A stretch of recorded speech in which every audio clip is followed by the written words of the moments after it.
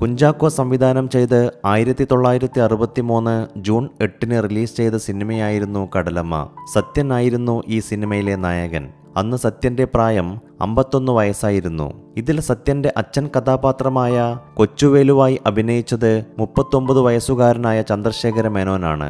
അക്കാലത്ത് നാടകരംഗത്ത് സജീവമായിരുന്ന ചന്ദ്രശേഖര മേനോൻ അങ്ങനെ വെള്ളിത്തിരയിൽ കാലുവയ്ക്കുകയും പിന്നീട് മലയാള സിനിമയുടെ അവിഭാജ്യ ഘടകമായ ശങ്കരാടിയായി മാറുകയും ചെയ്തു. മലയാള സിനിമയിൽ തനി നാടൻ നടൻ എന്ന് വിളിക്കാവുന്ന നടനായിരുന്നു ശങ്കരാടി.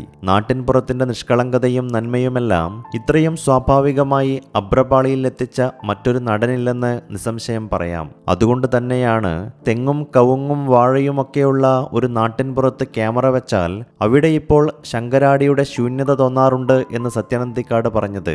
മേമന പരമേശ്വരപിള്ളയുടെയും ശങ്കരാടിയിൽ തോപ്പിൽപ്പറമ്പിൽ ജാനകി അമ്മയുടെയും മകനായി 1924 ജൂലൈ 14 കൊച്ചിയിലെ ചെറായിയിലാണ് ചന്ദ്രശേഖര മേനോൻ ജനിച്ചത്. എറണാകുളം മഹാരാജാസ് കോളേജിൽ നിന്നും ഇന്റർമീഡിയറ്റ് പാസ്സായി. ശേഷം ബറോഡയിൽ മറൈൻ എഞ്ചിനീയറിംഗിന് ചേർന്നു.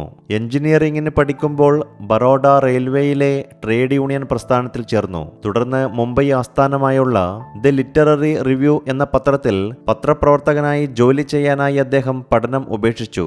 1980 വിവാഹം. 56 വയസ്സിൽ ശാരദയെ വിവാഹം കഴിക്കുന്നതുവരെ വളരെ കാലം അദ്ദേഹം ബ്രഹ്മചാരിയായി തുടർന്നിരുന്നു.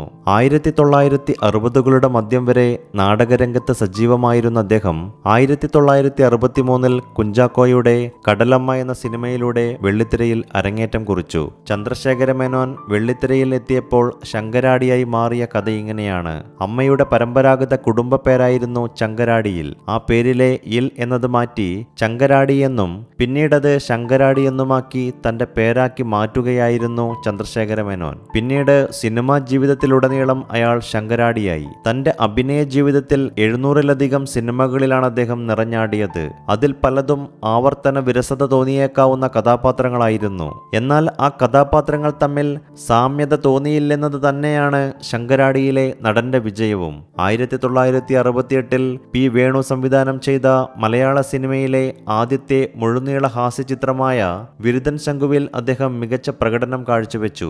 1970കളിലാണ് ശങ്കരാടി സിനിമയിൽ സജീവമാകുന്നത്. 70കളിൽ മലയാള സിനിമയിൽ തിളങ്ങി നിന്നിരുന്ന പ്രേം നസീറിനൊപ്പമായിരുന്നു ശങ്കരാടിയുടെ മിക്ക ചിത്രങ്ങളും. സംഭാഷണ ശൈലിയിലെ വ്യത്യസ്തതയും അതിനോട് യോജിക്കുന്ന ശരീരത്തിന്റെ ചലനങ്ങളുമാണ് അദ്ദേഹത്തിന്റെ ഏറ്റവും വലിയ സവിശേഷത.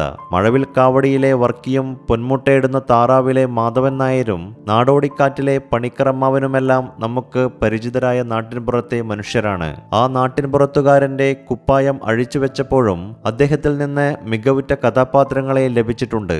അതിരാവിലെ ജോഗിങ്ങിന് പോയി കയ്യിൽ കിട്ടുന്ന ഇരകളെ കത്തിവെച്ചു കൊല്ലുന്ന സുഗമോദേവിയിലെ ക്യാപ്റ്റൻ രാജശേഖരൻ അതിനൊരു ഉദാഹരണമാണ്.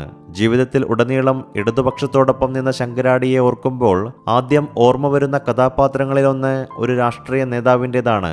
സന്ദേശത്തിലെ താത്വികാചാര്യൻ കുമാരപിള്ളയുടേത്. മലയാളത്തിലെ ആക്ഷേപഹാസ്യ ചിത്രങ്ങളിൽ എന്നും മുൻപന്തിയിൽ ഇടം നേടിയ സന്ദേശം മികച്ച അഭിനേതാക്കളെ കൊണ്ട് സമ്പന്നമായിരുന്നു. എന്നാൽ താത്വികമായൊരു അവലോകനമാണ് ഞാൻ ഉദ്ദേശിക്കുന്നത്. ഒന്ന്, വിഘടനവാദികളും പ്രതിക്രിയാവാദികളും പ്രഥമദൃഷ്ട്യാ അകൽച്ചയിലായിരുന്നുവെങ്കിലും അവർക്കിടയിലുള്ള അന്തർധാര സജീവമായിരുന്നുവെന്ന് വേണം കരുതാൻ. ഒന്ന്, ബൂർഷ്വാസികളും തക്കം പാർത്തിരിക്കുകയായിരുന്നു. അങ്ങനെയാണ് തെരഞ്ഞെടുപ്പ് നമുക്ക് പ്രതികൂലമായി ഭവിച്ചത് എന്ന് പറയുന്ന കുമാരപിള്ളയെ മലയാളി സിനിമയുള്ള കാലത്തോളം മറക്കില്ല. മലയാള സിനിമാ ചരിത്രത്തിൽ സ്വാഭാവിക അഭിനയത്തിന്റെ മികവുറ്റ നിമിഷങ്ങൾ ബാക്കിവെച്ച് 2001 ഒക്ടോബർ 8 ശങ്കരാടി അന്തരിച്ചത്. എങ്കിലും അദ്ദേഹം ബാക്കിയാക്കിയ ഒരുപിടി കഥാപാത്രങ്ങളിലൂടെ ഇന്നും മലയാള മനസ്സിൽ നിറഞ്ഞു നിൽക്കുന്നുണ്ട് ശങ്കരാടി.